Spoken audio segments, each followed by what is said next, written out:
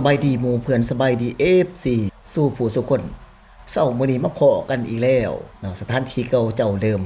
แคมป์ทาบ้านนักสังเมืองโขงแข้งจับประสักในมื้อนี้เฮาสิมาถ่ายวิดีโอแบบบ้านๆให้พี่น้องเฮาได้ติดตามเบิ่งข่าวเนาะในการทำมาหากินสิเห็นแป๊บๆเดี๋ยวนี้อยู่แล้วมานี่ก็คือจีนผัวเมลี่เว้ยขายตู้เย็นก็ขายลำขายดี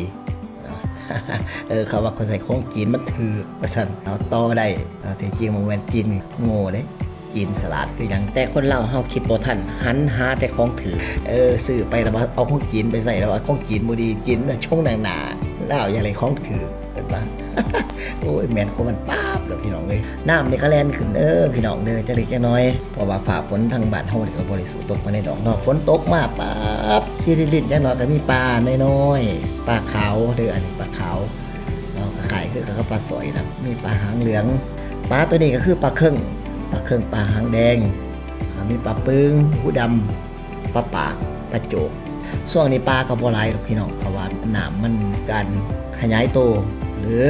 มีการวนเวียนน้ำมันขึ้นมันลงมันก็หาปลาอย่างแน่ช่วงนี้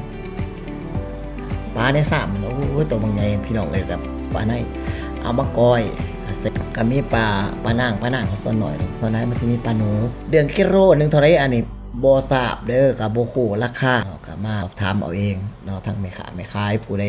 ต้องการอยากเอาไปขายต่อก็มาติดต่อพ่อพันธุ์เนาะน้ำเสียดอนหรือพี่น้องเฮามาแต่กวงแต่ไกลมาดินมาเที่ยวมาพักผ่อนหย่อนกายภาคใต้อุดมสมบูรณ์เต็มไปด้วยเขาป่าอาหารข้างหมอไว้ปลาเด่นใสก็คือสถานที่นี้ละยังมีสถานที่ท่องเที่ยวขึ้นชื่อลือน้ำก็คือต้นไม้มณีโคนคอนพะเพ่งน้ำต้นตาดดีผี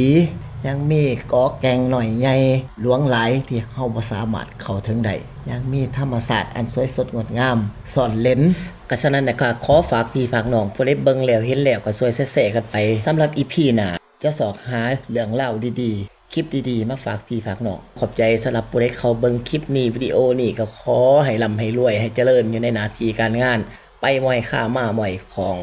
ขอขอบใจ